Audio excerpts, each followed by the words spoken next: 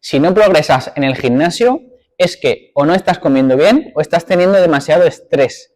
Si quieres averiguar cómo romper el estancamiento en el gimnasio y evitar cometer los errores que comete la mayoría, quédate hasta el final del vídeo. Uno de los principales errores que veo hoy en día es tenerle miedo a los carbohidratos. Aunque quieras perder grasa corporal, normalmente no es recomendable bajar los carbohidratos al cero, ya que es una fuente de energía de las principales a la hora de entrenar. Por lo tanto, si comes muy pocos hidratos de carbono, probablemente cuando vayas a entrenar vas a rendir menos y eso indirectamente hará que seguramente rindas menos los entrenamientos, pierdas fuerza, consecuentemente pierdas masa muscular y consecuentemente tu metabolismo se disminuya, porque cuanto menos músculo tienes, menos calorías quemas. Por lo tanto, lo que vas a perder es masa muscular, algo de grasa y líquidos cuando hagas la definición, pero eso va a convertirse en un círculo vicioso negativo donde cada vez tu metabolismo va a ser menor por la pérdida de masa muscular y va a hacer que cada vez puedas comer menos. Por lo tanto, es más fácil que luego se dé un efecto rebote en cuanto vuelvas a comer un poco más.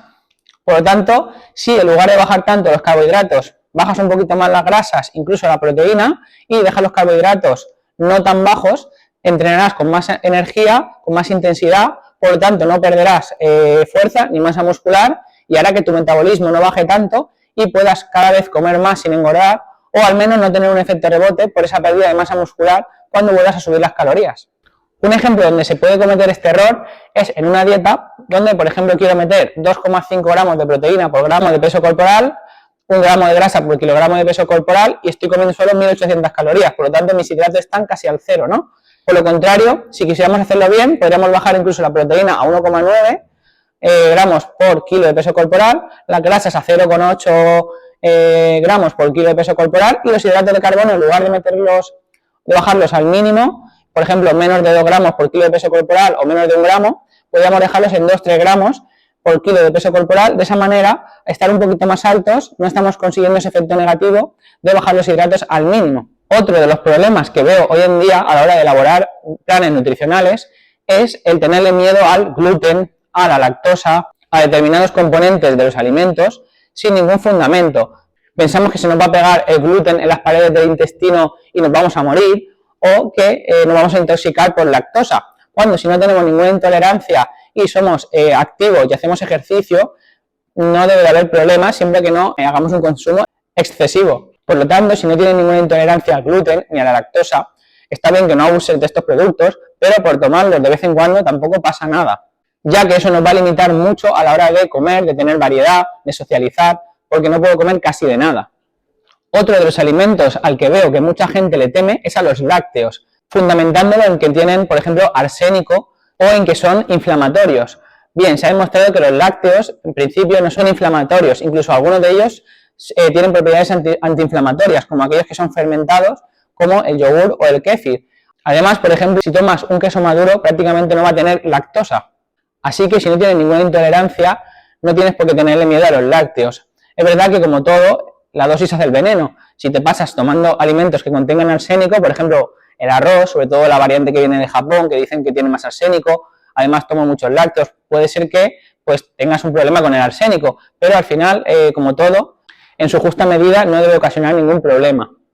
Si no, al final no podríamos comer de nada, porque que si metales pesados en los pescados, que si arsénico en el arroz y en los lácteos, que si pesticidas en las verduras, al final no podríamos comer de nada. Es verdad que cuanto más natural y más ecológico coma, mejor, pero a veces es complicado hacerlo de esa manera. Así que lo mejor es que le des mucha variedad a la dieta, no abuses de ningún alimento en concreto y así seguramente no tenga ningún problema.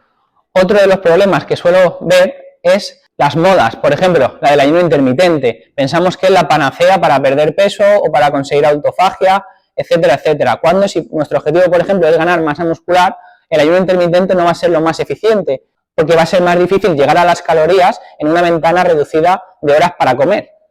Además de que la síntesis de proteína, si hago tomas espaciadas en el día, va a estar elevada durante todo el día y no va a subir mucho en una ventana de horas y luego a bajar. Por lo tanto, estoy más tiempo en estado anabólico.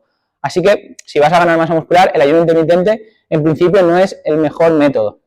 Además, está demostrado que la autofagia que consigues con un ayuno normal es muy bajita en comparación a la autofagia que puedes conseguir con el ejercicio físico. Así que, de verdad, el ayuno es una herramienta que puede utilizarse si te merece la pena en su conjunto, porque tienes poco tiempo para cocinar, te viene bien hacer pocas comidas, te viene bien estar mentalmente despierto por las mañanas o no tienes hambre por las mañanas, se puede utilizar, pero sobre todo para ganar masa muscular no es ninguna herramienta mágica. Y este sí que es uno de los mayores errores que he visto a lo largo de los años que llevo en este mundo que te perjudican a la hora de mejorar, y es tener el estrés alto. Le damos muy poca importancia al estrés y os explico por qué es tan importante.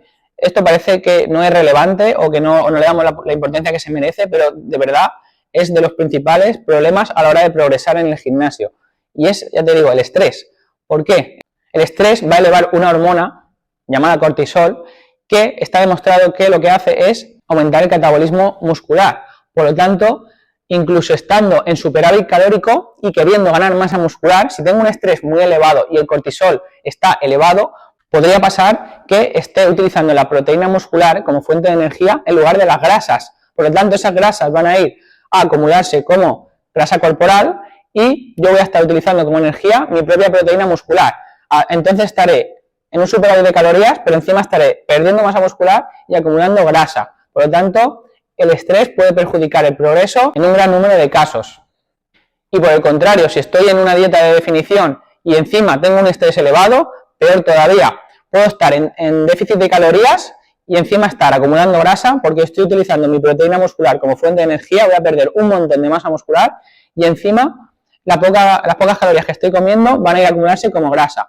Podría pasar, por eso a veces no es solamente las calorías que estoy comiendo, come más de lo que gastas y ganarás músculo y come menos de lo que gastas y perderás grasa. También, si el cortisol está elevado por culpa del estrés, es que pueden darse los dos procesos, tanto ganando masa muscular, puedo perder músculo en superávit de calorías, como al perder grasa y en déficit de calorías puedo ganar grasa. Así que controla mucho el estrés porque puede ser uno de los principales detonantes de que no progreses en el gimnasio. Ya haré un vídeo más adelante donde explicar cómo reducir este estrés, porque la verdad es que este punto se merece un vídeo aparte. Bueno, voy a explicaros algunas herramientas muy importantes para reducir el estrés. Ya hemos visto anteriormente que el estrés es un detonante para no progresar en el gimnasio, donde puedo perder masa muscular y puedo acumular grasa de manera importante. Por lo tanto, cómo reducir este estrés y, consecuentemente, este cortisol, que justamente es el que hace también que la testosterona, que es la hormona anabólica que te ayuda a ganar masa muscular, se reduzca. Primera estrategia, reducir la activación del sistema nervioso simpático mediante respiraciones profundas.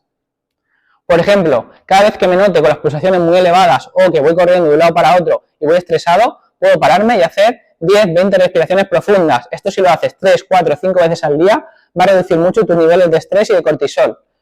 Simplemente me paro, hago respiraciones diafragmáticas, cogiendo aire y soltándolo poco a poco de forma profunda. Hago 10-20 respiraciones y continúo. Solamente voy a tardar 10-20 segundos en hacerlo y el efecto que tiene es muy beneficioso.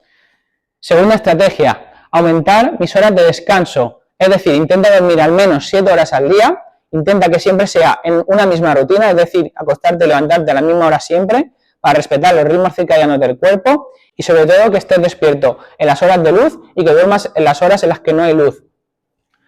Tercera estrategia, exponte a la luz del sol entre 15 y 20 minutos al día. Puede ser simplemente salir a caminar y ya está. Eso va a hacer que absorba vitamina D, que ayuda a mejorar mis niveles de testosterona, la cual va a combatir contra el cortisol para reducirlo. Y una última y cuarta estrategia estaría enfocada sobre todo a hombres mayores de 40 años, los cuales normalmente ya tienden a tener un poco reducida su testosterona. Es decir, estas pautas que voy a dar solo sirven si tengo los niveles de testosterona por debajo de lo normal, ya que no lo va a aumentar por encima de los niveles normales, ¿vale? Una combinación de suplementos que va muy bien para aumentar la testosterona de forma endógena y natural son el zinc, la vitamina D3 y la vitamina B6. Todas ellas combinadas van a ayudar a potenciar esos niveles de testosterona hasta los niveles basales y evitar esa pérdida de masa muscular, incluso ayudarte a ganar masa muscular.